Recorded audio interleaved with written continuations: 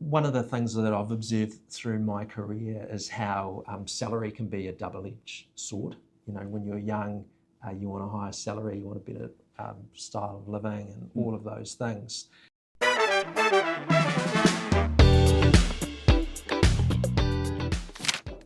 Kia ora everybody, and welcome to the Beyond the Balance Sheet podcast run by Vic Asa.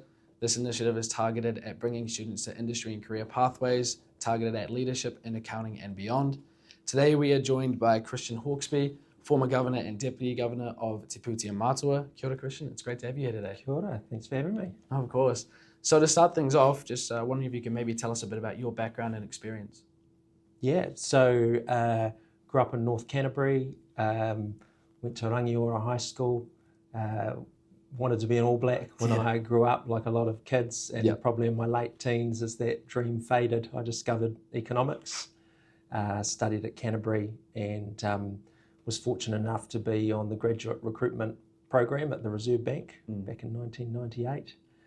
Worked in a couple of different departments there as a graduate in my 20s, then went to London, worked at the Bank of England, was meant to be for 2 years but ended up being 9. Came back to New Zealand and then worked at a place called Harbour Asset Management, which was a very small fund manager at the time, just a startup.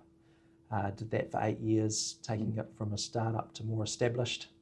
Then got my calling to return to the Reserve Bank, initially as Assistant Governor for all things money, monetary policy, then Deputy Governor for all things financial system. And then the last 8 months of my time there was as Governor, sort of leading through a pretty transformative time.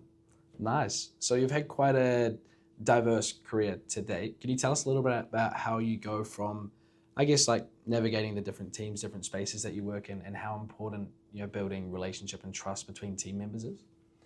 Absolutely. For me, I've, over the years come to this philosophy that in a job, what you should be looking for is working with people that you trust and respect, can learn from and have fun with. It's a long time in the workforce. I've spent nearly 30 years working. I've got another 10 or 15 to go. It's hard to imagine those time frames, early career, but you do spend a lot of time with the people that you work with, and you've got to be able to get up in the morning and have that energy to do it.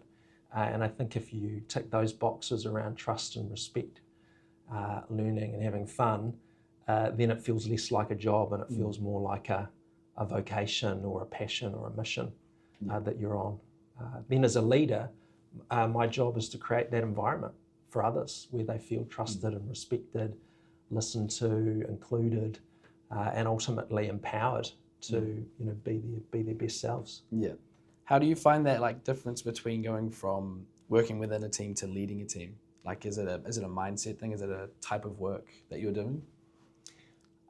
For me, leadership is not about job titles or being called a leader. It is actually a mindset, and it's a way of working, a way of thinking, taking responsibility and accountability for things that are out of your control, just trying to create the environment.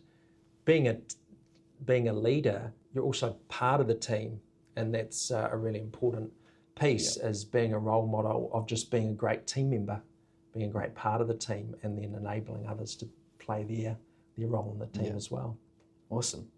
So when looking at students going into the industry, a lot of people are really focused on their salary or job title. Why would you say it's more important to focus on your passion or purpose rather than job titles? Yeah, I was the same. In my mid-20s, I cared a lot about those things. What I've learned through time is that actually your career is not going to be a linear path. It's just not going to go in that sort of straight direction. You're going to feel like you're going sideways or backwards at different times, but you're really just preparing yourself for the next stage. The best career advice I got at that age was don't worry about the job title. Just start acting like you're working at the level above, and that flips it around back on you in terms of your personal development. One of the things that I've observed through my career is how salary can be a double-edged sword. When you're young, you want a higher salary, you want a better style of living and all of those things. But what I've observed through time is that it can be a real golden handcuffs, in the sense of if you're in a position that you're doing well and that you're good at and you're remunerated well for it, it can really reduce the incentive to change and try something new.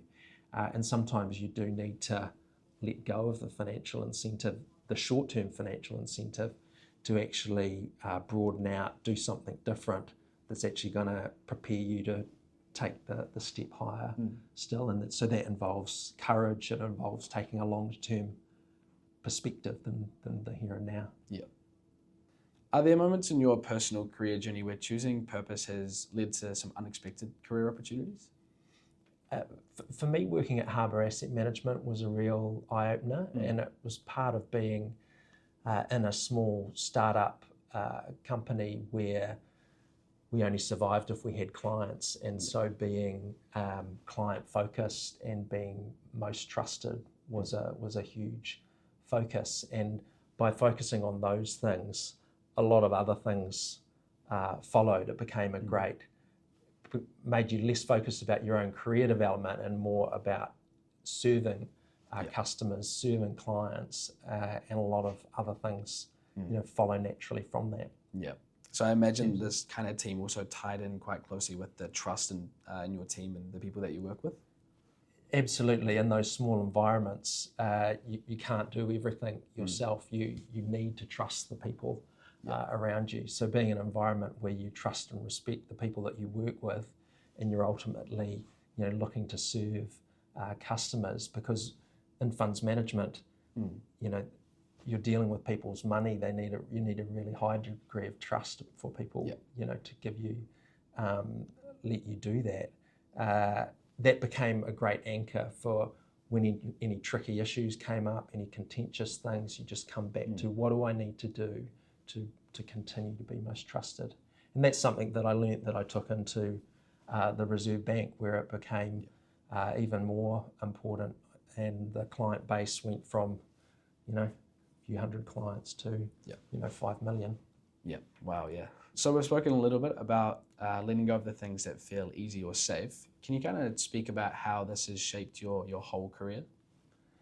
For me, it's been really a journey of every step being into something different and a little bit uncomfortable. And that doesn't mean jumping around different employers. You can do different things, work on different topics, work with different colleagues, even if you're in the same organisation. If I think back to when I was a graduate at the Reserve Bank, the first thing I worked on was writing the daily market report, what was going on in financial markets. And I got lots of great feedback about that. Everyone told me I was doing a great job. In the short term, my incentive was to keep doing that because that's what I was good at. But I had mentors who said, no, you can stop doing that now. You're going to go and do something else. You're going to be work in the economic modelling team, and you feel like you're starting from scratch again, but actually you're broadening your experience and sort of readying yourself for what's next. And for me, it's just been a continual process of that, going overseas, starting from scratch on the international financial system, shifting from analytical roles into operational roles where you're responsible for large operations, completely new. And then again at Harbour Asset Management, shifting from the public sector into the private sector, something very entrepreneurial. I'd never done funds management before. Again, it's just putting you outside your comfort zone, but it's preparing you for the next steps. I would have never gone back to the Reserve Bank as assistant governor if I hadn't done all those different things beforehand along the way. And would you say kind of stepping out of your comfort zone also helps with finding your passion and your purpose within the industry as well, that we've kind of touched on a little bit earlier? Yeah, it does, and along the way you'll discover things that you didn't think that you would enjoy that you did. When I went in to be Deputy Governor for Financial Stability, I was quite happy where I was, and I thought that was my passion. In the Deputy Governor role, I made lots of relationships with company boards and directors and CEOs and chairs, met a whole new set of people who opened my eyes to different things that I hadn't thought of or seen before. So is there any key points you'd really like students to take away from this conversation?